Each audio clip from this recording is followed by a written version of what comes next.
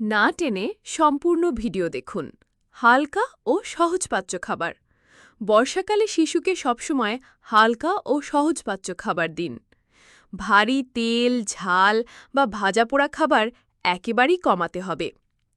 ভাত, ডাল, হালকা সবজি, মুগ ডাল, খিচুড়ি এগুলো হজমে সহজ এবং শিশুকে শক্তি দেয়।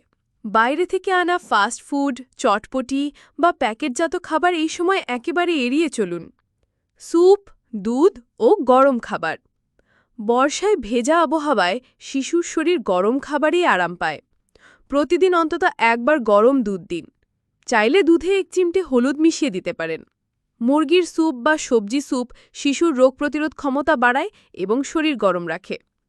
খাবার সময় নিশ্চিত করুন খাবার ভালোভাবে রান্না হয়েছে এবং গরম গরম পরিবেশন করা হচ্ছে। মৌসুমী ফল ও ভিটামিন। শিশুকে মৌসুমী ফল খাওয়াতে হবে, যেমন আম, লিচু, পেয়ারা, কলা। তবে সবসময় ভালোভাবে ধুয়ে দিন। লেবু বা কমলার মতো ভিটামিন সি সমৃদ্ধ ফল শিশুর ইমিউনিটি বাড়ায়।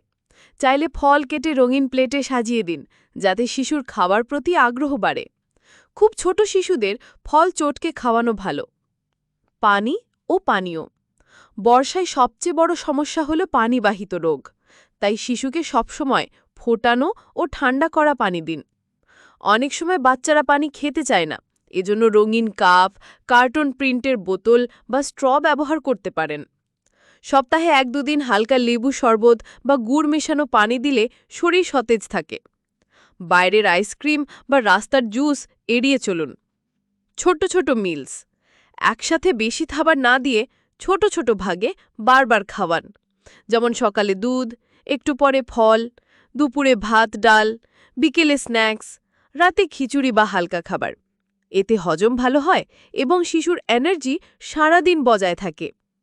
বর্ষায় আপনার সন্তানের সুস্থতার মূল চাবিকাঠি হল হালকা ও গরম খাবার, মৌসুমী ফল, ফোটানো পানি আর ছোট ছোট মিলস। এই কয়েকটি অভ্যেস ঠিক করে দিলেই আপনার শিশু থাকবে চনমনে আর রোগবালাই থেকে অনেকটা নিরাপদ। এমন আরও প্যারেন্টিং টিপস পেতে লাইক করুন এবং বেশি বেশি শেয়ার করুন।